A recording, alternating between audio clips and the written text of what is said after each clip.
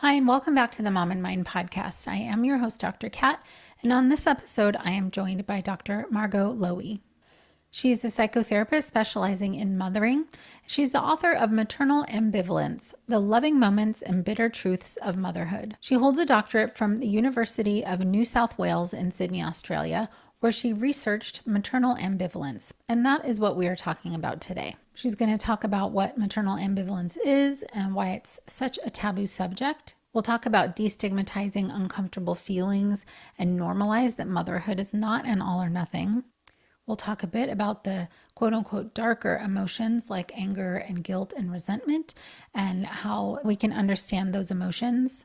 And a lot of other great discussion points on maternal ambivalence, what that is, how it impacts us, and how we can view motherhood in different ways. Dr. Lowy is also the author of a previous academic book, The Maternal Experience, Encounters with Ambivalence and Love, and has spoken about maternal ambivalence at universities and in media interviews worldwide. So let's jump in and talk with Dr. Margo Lowy. Welcome, Margo. Thank you so much for being here. It's a pleasure. I'm looking forward to our interview. Yes, and this is such an important topic and something that you've written on and you've been writing on and know a lot about. And I think maybe there are some people out there who can identify with maternal ambivalence as a feeling or a phrase, but there might be some people who are new to this idea, especially, with all of the myths and pressures there are out in the world. Ambivalence, what do you mean? So it'd be great to start there. What is maternal ambivalence? And yeah. Okay, Kat. Well, thanks for asking me that because it's so central to the work that I do. I see ambivalence, or maternal ambivalence in this case, is our capacity as mums to hold all our feelings together. Mm. And often these feelings are contradictory, like our joy and our pain, our bitterness and our Mhm. loving feelings, hence my Yes. book, our compassion and our non-compassion, our understanding and our confusion, all those feelings together, and to sit with them and to acknowledge them. Yeah. And not only that, it's also our capacity not to neglect the difficult, dark ones, Mm. because that's where we find the value. And Right. the thing about maternal ambivalence is that the notion of ambivalence is actually misunderstood. It's Oh, seen as something negative, right, something right. that we want to avoid, something that we don't really like. It's like maybe an indecision, maybe not sure. Whereas I see it as something very, very, very powerful and important. Mm. Our capacity to really be able to engage in all our feelings Hmm. and not to ignore those really important ones. And I think for mums, as I said, it's really difficult to hold on to all those feelings and to understand that mothering is designed for us to have difficult feelings and to really work through them in order to understand ourselves and our child. That's Oof. the Yeah. that's my central message. Well, that's beautiful, and I hope for some people it kind of just even in the beginning of our chat helps them expand their understanding of what motherhood is and what it can be and what it's okay to be. I Yes, mean, yes. there's so much compassion in what you just discussed and so much understanding that I don't know if everybody really feels that through the motherhood journey. Yeah. Well, I think what you're talking about is our permission, Mm. giving ourselves permission Hmm. to not to really at first to have those difficult feelings because I Right. think that's really hard for mothers where we're kind of expected on many levels to be all caring, Hmm. all compassionate, all Hmm. forgiving, all present, probably 24/7. Right. And no one else is meant to be like that. And not only does society give us that job, Right. but we take it on ourselves. Yep. So the first difficult thing is to accept that we're not all compassionate We are compassionate and we're also not compassionate. Hmm. And we are forgiving and we're also not forgiving. We're all these things, and that's what makes us human. So really that's the first step to understanding my notion that Hmm. it's okay. um, it's not only okay, but as mums, one of the mantras that I use is that for myself to understand my mothering, which Hmm. continues now, although I started nearly 45 years ago, is to understand that mothering is messy and interrupted and loving. That's how I Yes. see it. Yes. And one of the reasons I wrote this book was I would have liked someone to have told me that 45 years ago. Right. No, I didn't get that message. For And sure. also that in mothering, we only learn by making mistakes and Right. repairing them and making them and repairing them. And this is all of us. If Right. we're mothering, we're making mistakes. And if we're hands-on, we're making lots of mistakes. And and my work is really about giving us permission not only to make the mistakes, but importantly to learn from them. Because how else do we learn? Well, right. It's just, yeah. And it's not really part of what we're taught about, the narrative about mothering. And No. the other mantra that I use is that we're making it all up as we go along. All of us are, Yes. That's for if sure. we're involved and if Hmm. we're hands-on or at any stage. And also, I believe that most of us as mothers are doing the best we can. Yeah. We muck up, we make mistakes, but we are trying to do the best that we can. And all these like phrases that I use, what I call mantras, really, really help me to ground myself in my own mothering Right. and really to understand other mothers and to really name that it's actually being human, being able to do Absolutely. all of these, hold all of these. Absolutely. I mean, I agree on so many levels, on every level. And I've seen the incredible pressure that some moms experience when they feel that tendency towards perfection, that they never want to mess up, that they're so worried or so afraid of doing something that will like you quote unquote mess up their kid, Mm, and don't fully are not, for many again many reasons, aren't able to see that the mistakes are are okay, and as you said, repairable. I mean, they're I mean, we're talking about kind of, as you said, most moms are doing their best, but that fear that some have of mm, messing up and then not being okay with experiencing things like anger or yeah, resentment, and yeah, then being so hard on themselves, yeah. it has such an impact on the mom. Well, definitely. And what you're bringing at some really, really raw parts of mothering Yeah. that is so important because well, we only learn by mistakes. Mm-hmm. So if we're not making mistakes, I don't think we're really engaged in the mothering. Mm. But by the same token, we are all scared of messing up our children, Right. and we do. And I Right. think that's also an acceptance that we are going to, but we're like learning with our children. Right. So we are going to mess them up to some extent. And I think it's about accepting that as part of mothering. And it's really like if you are mothering, you're going to be making mistakes. Mm-hmm. I mean, I think messing up, I don't know if it's really, I haven't really, I mean, I talk about mothering being messy and Yes. interrupted and loving. I think that messing up is such a vast Mm-hmm. like spectrum Mm-hmm. of things. I Yeah. think that we all make mistakes. I'd rather say it's about we make mistakes Right. and we try and fix them up and we Right. make them. And I think that, feelings like anger, guilt, frustration, boredom, being tired, Hmm. With hands-on mothering, that's really what it is, Right. as well as enjoyment, pleasure, all those things. But it's a hard slog to Right. be a hands-on mother. It really is 20, it's a really 24/7 activity. Right. And as one's children get older, maybe we're not doing as much hands-on, but we're doing a lot of worrying.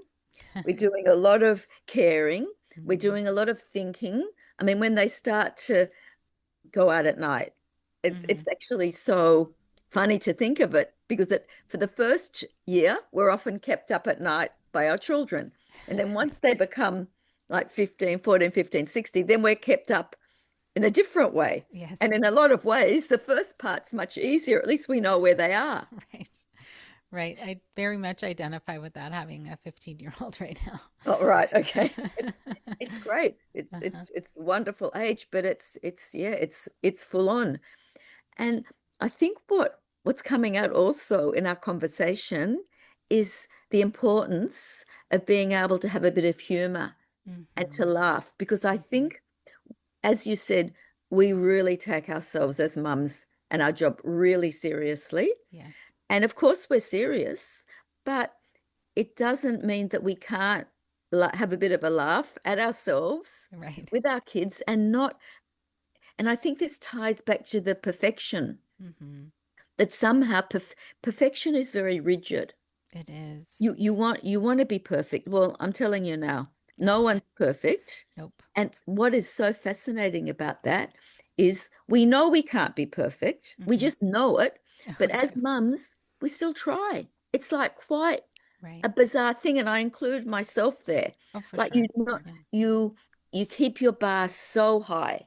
Hmm. And in my work, because I'm also a psychotherapist, I'm trying to encourage my clients just take the bar down a little bit. Yeah. But it's really, really difficult. And I think with children, it's really hard. And I think that the flow is so important, being able to flow with it, Yes. being aware when we're rigid, like it's when we're judging or when we're trying to be perfect or when Hmm. we're trying to when we're not being human, Hmm. when we're acting like a robot.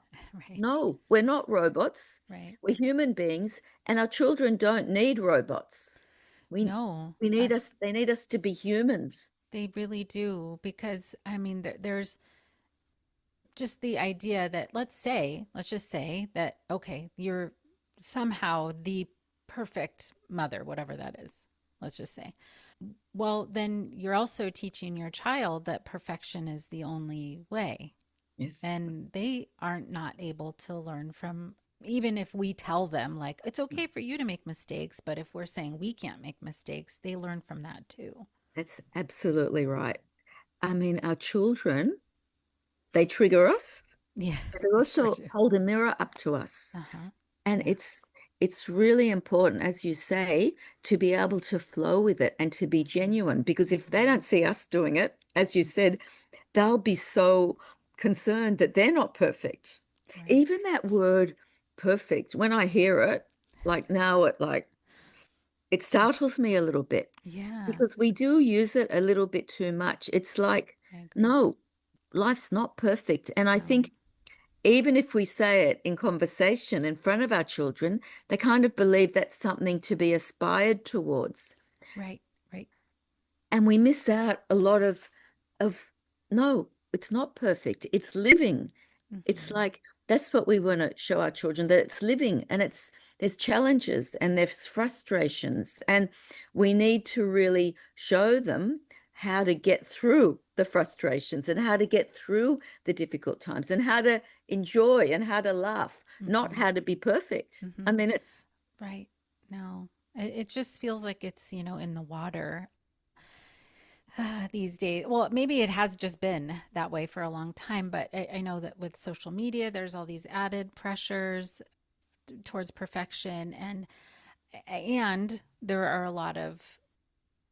lot more has come out around parenting strategies and things to think about for your children, which is great. I mean, I don't think a couple generations ago there was really a lot of discussion about supporting your child's, emotional development and that sort of thing.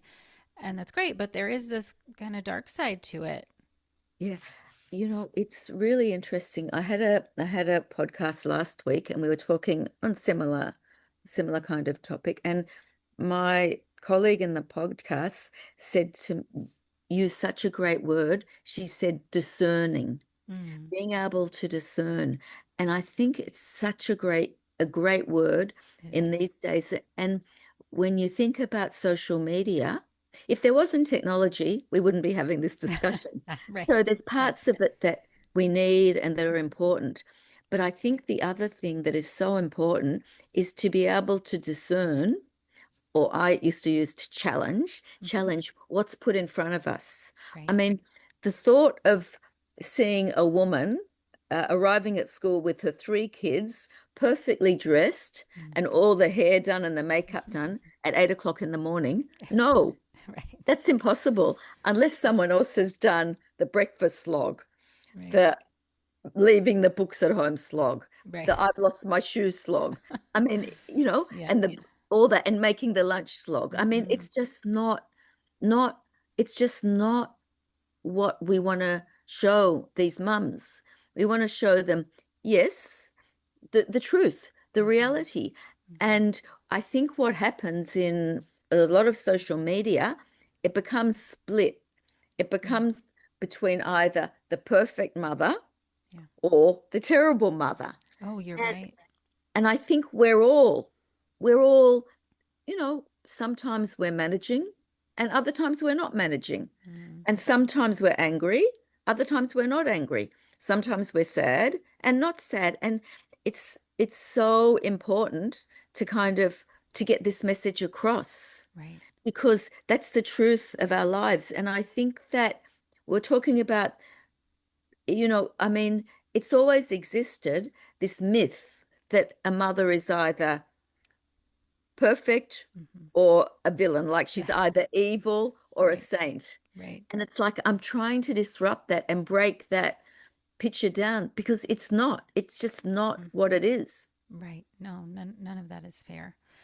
And none of that is real and true 100% all the time, which I really hear that point being driven home. It's so important. The point is, how do we get mums to believe it? Hmm. Because in society, I call it the maternal ideal. There's like an Mm. ideal of a mother, Right. of being like all caring, all like the Madonna, but we're Hmm. not like that. Hmm. But it's something that's kind of inside of us. And I think when I think about my oldest son is 45 now, when I think back to what I expected from mothering, I think I had this dream that it would be a perfect Hmm. opportunity Hmm. for me to have a union with this child who would, in a sense, complete me and Right. would agree with everything, almost be like an appendage. Right. Right. And that's what I thought then. And I distinctly remember when he was maybe 2 or 3, realizing he's not me, he's different from me. Mm-hmm.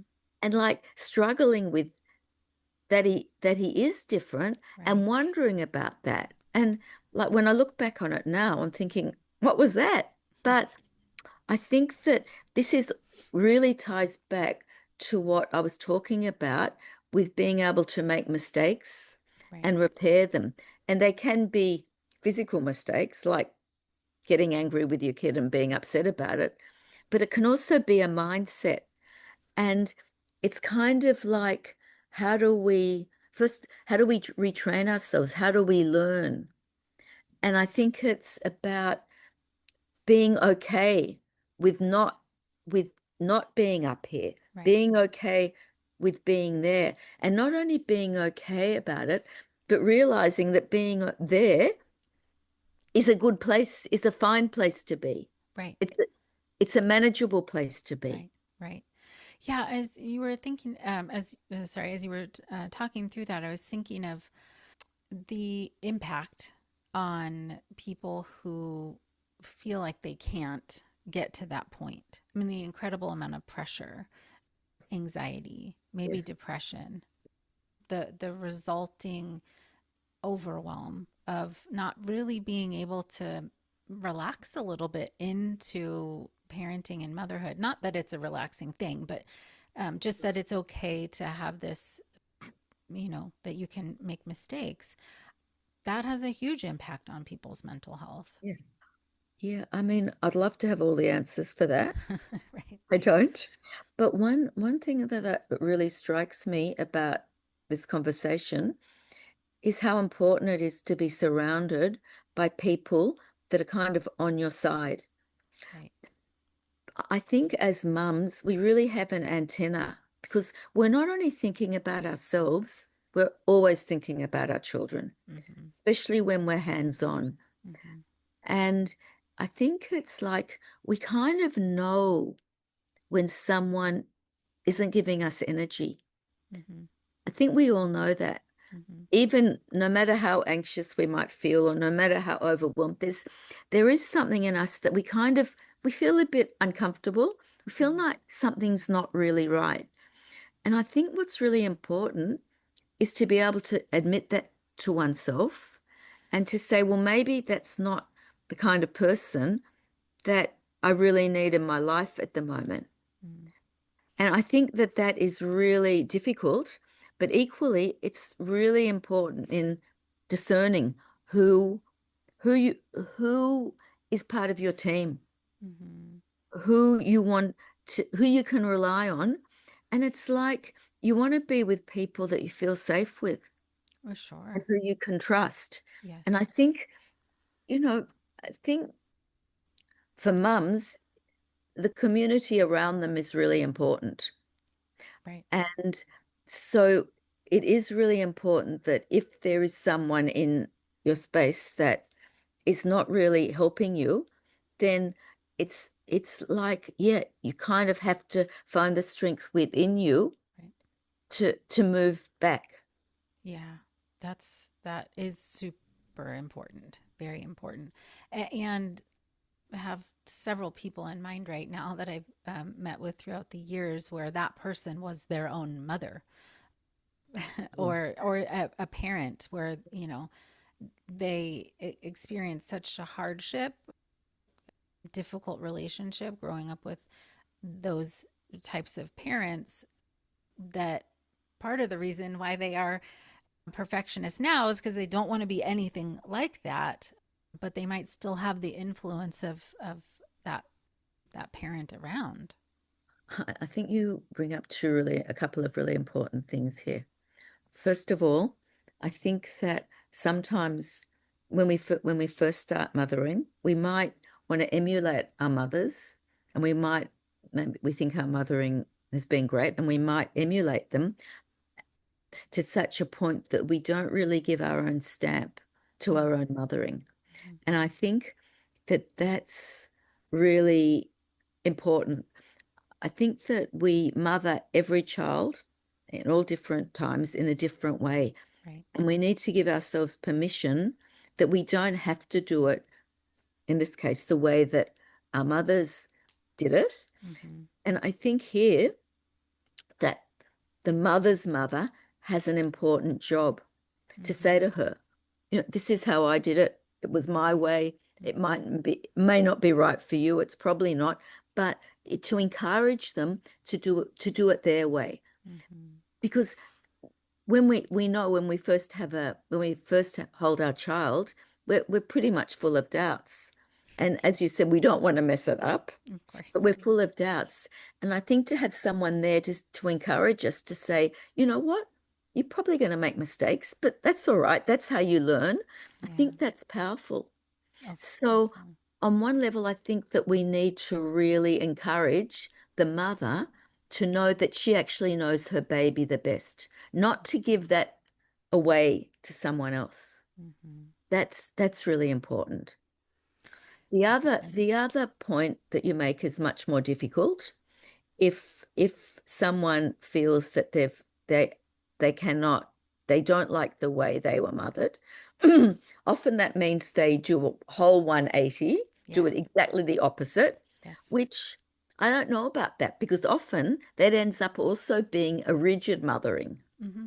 So you want to do everything not that way. And I don't know about that. I think Hmm. there has to be a flow still. There has to Yeah. be some kind of, my word, discernment. Just, Hmm. is this right for me? Is this right for my child Right. at this moment? And really, what I want to say to the mums is usually the mum knows in herself. And I think a lot of the anxiety is about not feeling grounded in that. Yeah. And it's hard when you're a new mum, it's so hard. Right. It's so overwhelming. And a new mum at any stage, the first time you have a baby, a toddler, a school child, it's at every stage. And Exactly. what we don't do as a society very well, now we're talking about this, it's kind of, I'm Hmm. articulating it, is we don't give the mum a pat on the back for what she does do well. Right. Because as much as we learn from our mistakes, we also need to learn from our positives. And we're That's not right. good at that. We're not good at saying, I did that well. I'm going to put that in I'm going to remember that. And that's really, really a very important part of what we do. And I think it's important to have people around us to say, yeah, I like what you did. That's good. Just that can make such a difference to a mum to know Definitely. that, yeah, I'm on the right track. I might muck up tomorrow, and that's all right. But Right. today was a good day, and Hmm. I did this well, and okay, and I'm human, but it's real. Hmm. And I really like the way you've taken this conversation here because I haven't articulated it in that way before. I've talked about patting on the back, but I Hmm. haven't taken it to this conversation. So it feels really good. Oh, great.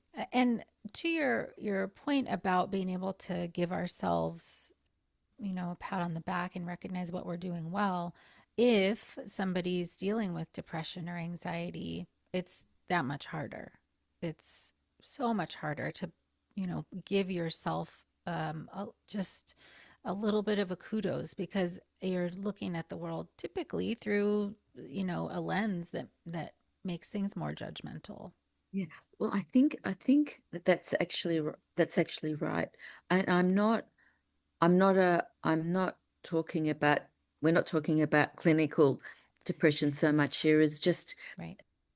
feeling low, Yeah. feeling that overwhelmed that it's just too hard to manage a lot of stuff. And I think then again it's the taking things taking it down a notch. Hmm. Maybe instead of doing 5 things a day, maybe doing 2 things a day.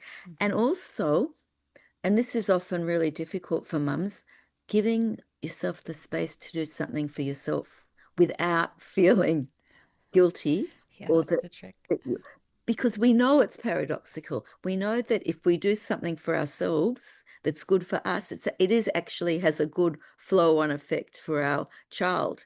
Hmm. Even if it's like, saying to one's partner who's got one, I need to go for a walk when you come home. Right. I need to meet my friend tonight. I need to go to a film. I just need a small amount of space for myself. It is hard. It is hard for mums to believe that they have the right to that.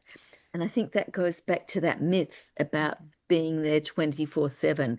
And Hmm. really also really being able to say, if say your partner or someone's looking after your child for you, they can do it their way. It Right. mightn't be our way. It mightn't be 100%, but you know what? It doesn't matter. And I think often what we do as mums is we have our way and we want other people to do it exactly like that. Right. And really when we're thinking about flow, we've got to flow. And Hmm. we've got to, if our partner takes our child for the afternoon or for a couple of hours, let them do it their way.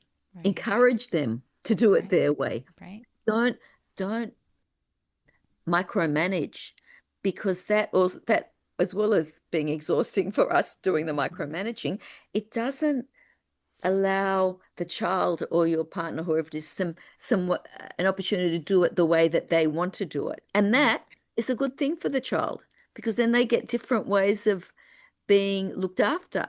That's exactly So right. I think what I'm really saying here is how much weight I put onto the notion of flowing, Mm-hmm. of being able to flow with your mothering. But I'm also mindful of that we are talking about mums that are dealing with difficulties, with depression, with Mm-hmm. anxiety. Mm-hmm. The flow is also the capacity to be more compassionate and forgiving of yourself and to take it down a few notches. And Right. I often think about the after school activities and how you Mm-hmm. rush from one to the other and this and that. And the thought of it now, like, would give me anxiety to think of what I did in those days. Oh yeah, And it's a it's lot. like, what was that for?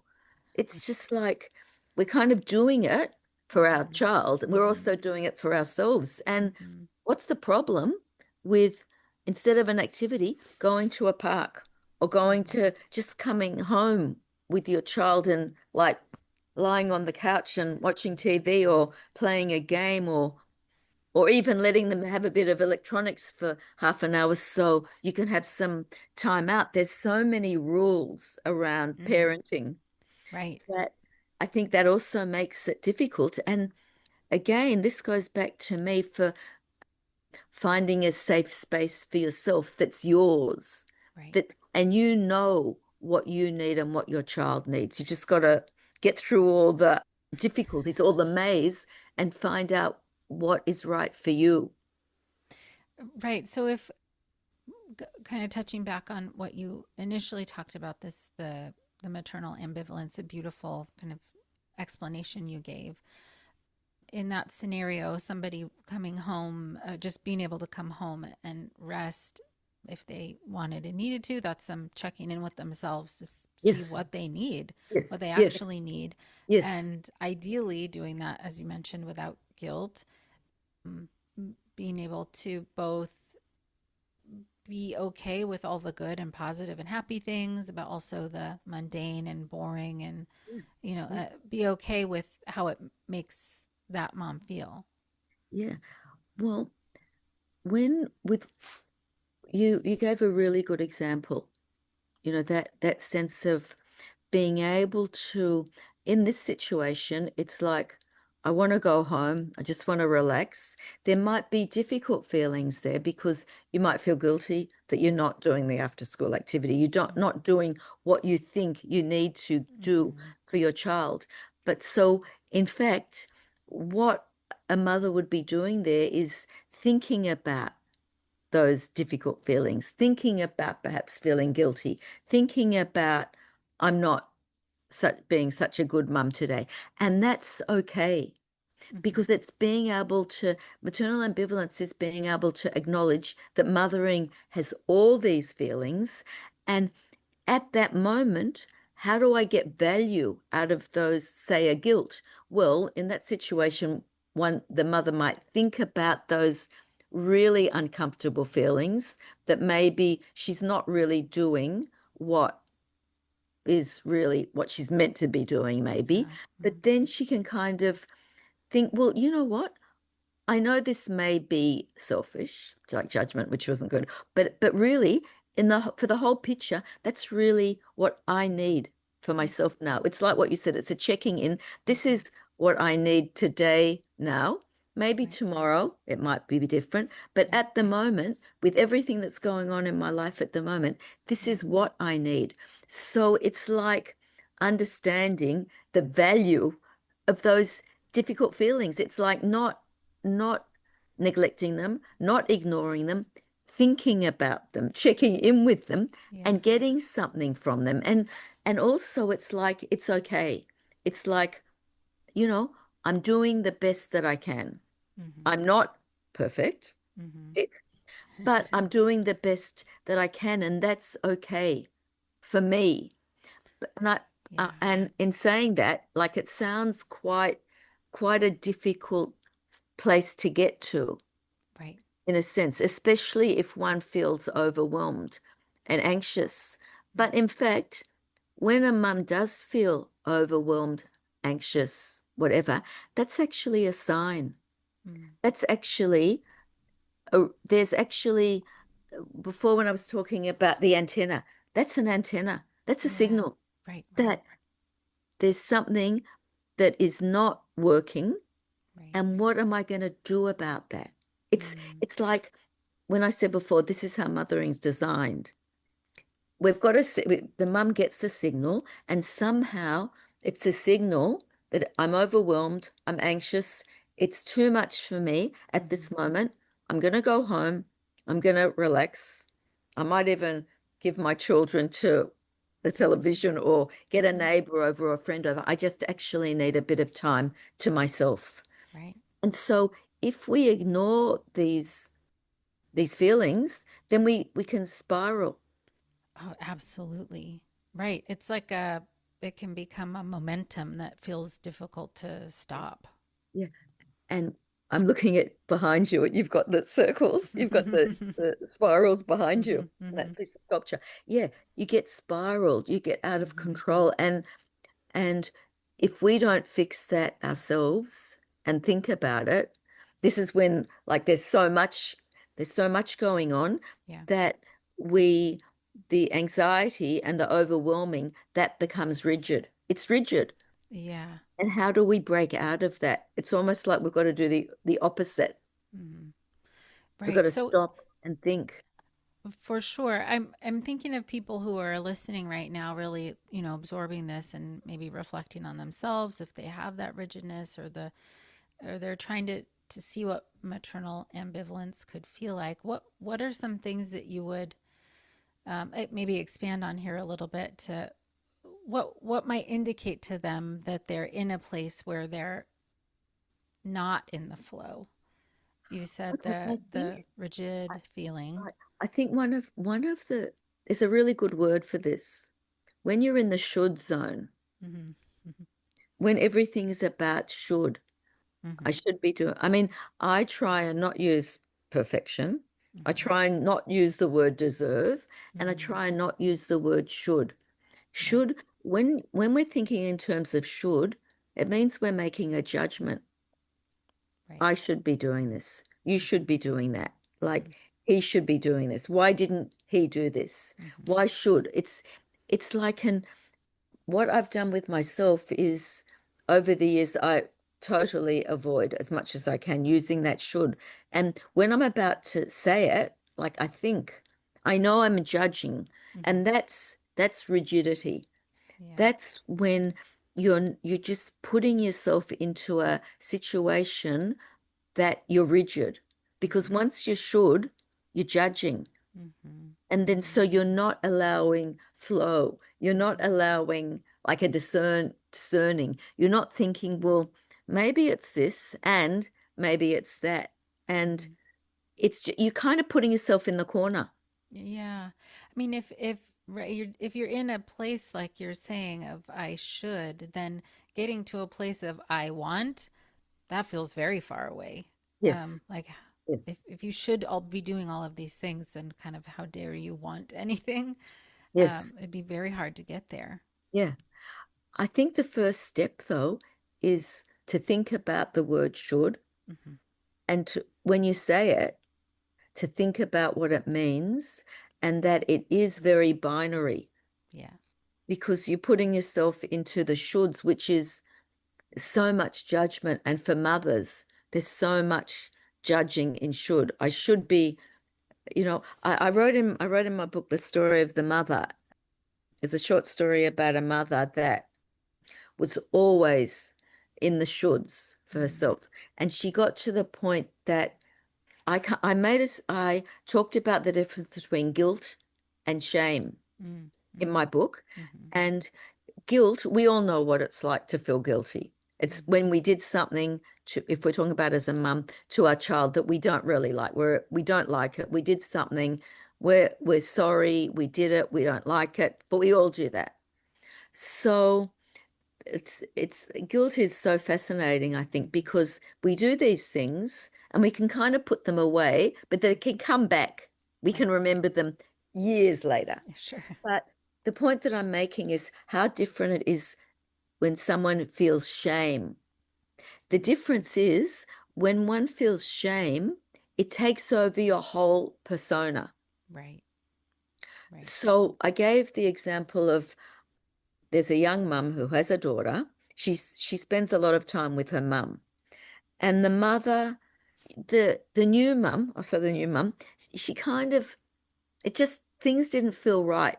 She kind of was mothering, she realized the same way that she had been mothered herself, back to your point. Mm-hmm. But she was very close to her mother, but she kind of knew something wasn't right. And she read around it and she found an article about this, and it kind of said that it's actually her turn to mother the way that she wants to mother. Mm. So they're at the park. So this new mother was a mother. If her child had a dirty diaper, she kind of thought that she was not a good mother. If her child ate all the food, she felt she was good. If Mm. the child fell asleep at the right time, she was good. If the child woke up during the night, everything Mm. reflected absolutely on her. Mm. And this is how she'd been mothered. Mm. So she was starting to think about all this, all these challenges, discern them, challenge them. Then she's at the park one day with her mum and her daughter, and the little girl's on the swing, and the new mum is swinging her, and that her mother is saying, "Don't swing her so high. She'll fall off and she'll hurt herself." Mm. And at that point, the new mum got courage and bravery from somewhere. And she said to her own mum, "Listen, mum, you've been a great mum to me. I adore you. I love spending time with you. But this is actually my turn to mother my daughter the way that I need to. I'm going to make mistakes, that's for sure. I'm going to make failures and I'm going to learn from them. It's Mm. your job just to enjoy your granddaughter." Mm. And at that point, it was like a huge step for her, because instead of feeling shame about everything, instead of Right. judging herself, full of shoulds, she was able to move from that. I mean, this is something that I wrote. I'm not, of course, it's not that straightforward, but I think the main points here is that this mother knew something wasn't right. She Right. felt it Yeah. and she decided to do something about it. She read a little bit around it, like read, talked to people, whatever. And she was able to have the belief in herself, to own her feelings, and to really put her mother into her place. Mm-hmm. Because I imagine this mother would have been telling her, do this, do that, this is right, that's right. Mm-hmm. Right. So no wonder she felt ashamed. Yes. It was like she had this external person judging Mm-hmm. her and Mm-hmm. ticking and crossing. And I mean, imagine living life like that. So Exhausting. this is Yeah. what rigidity is, as opposed to having flow. And I think, back to your point, a lot of the anxiety and a lot of the overwhelming is about having to ticks and crosses. Like it's Right. like Right. exhausting. Yes. And it's like we're giving away the way that we really know to mother. Right. And yeah, I mean, all of the things that you've talked about today are so important. I'm really hoping that people are absorbing part of this, and I know there's a lot more in the book and in the other book that you wrote as well. Yes. The other book was which will be in the notes. It was a much more academic book. This Mhm. book is it's like it's a conversational book. You can pick it up, you can put it back.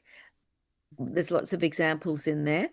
And someone described it as like a companion, like a bit of a soothing companion, Nice. because I've been really careful to when I wrote it, although it was kind of based on my other book, I just wrote it freely Hmm. as a mother, as a therapist, as a person, about like what I would have liked to know when I was a new mum or a mum Right. at any stage. Right. But what I do want to emphasize is that all our feelings have value, and our difficult feelings are really valuable, and maternal ambivalence at any stage of one's life is such an important concept to understand. It's not something negative, it's something positive, it's something Right. that encourages flow and encourages encourages questioning and is really opposite of judgment. Hmm. That's beautiful. And I think so many people are yearning for this type of, as you Sure. said a while back, permission, Yeah, yes, yes, encouragement, just that it's just okay. yeah. It's, And it's difficult. yeah. And mothering is definitely up there and one of the most difficult things that any of us do. And I think the other part is I want to normalize it. That's why it's important to be surrounded by your team. Hmm. Because if you're in a team with people that are saying, oh, everything's great, like Hmm. I've got this. Well, you know what? The truth is, some days we've got it, and other days, no, we haven't got it. And let's be truthful about it. I think Yeah. that's really, let's be true. Let's be truthful. And if we're surrounded by people that aren't being truthful, you know, Hmm. you can still be their friend, Hmm. but don't take what they say Hmm. on, you have to think, you got to be discerning. Right. I think there's ultimately so much freedom in what you're describing. Yes. All of it. If people can really embrace it and engage in their motherhood in this way, they can feel much freer. It's Yeah. a beautiful message. Thank you. Well, thank you so much, Margo, for this conversation. I'm really glad we took the time to have this, and I'm excited for people to check out your book, Maternal Ambivalence: The Loving Moments and Bitter Truths of Motherhood. That's right. Thanks. I really enjoyed our conversation. I learned a lot from you. Oh, that's So very kind. I think we've all got a job to learn from each other and to continue this conversation. Beautiful. Thank you so much. Thank you. Please connect with our guest at drmargolowy.com and on Instagram at Dr. Margo Lowy. And as usual, if this episode has resonated with you or you think someone could benefit from hearing this conversation, please do share this episode. The more shares we have of these types of conversations, the better off we'll all be if we can normalize having these conversations, really dive in and deconstruct these old ideas of what motherhood is quote unquote supposed to look like, and really embrace what motherhood is and the complexity of it and the beauty of it and all of that in between. The better off moms and families will be, as well as their mental health. I thank you so much for joining us in this conversation. Until next time.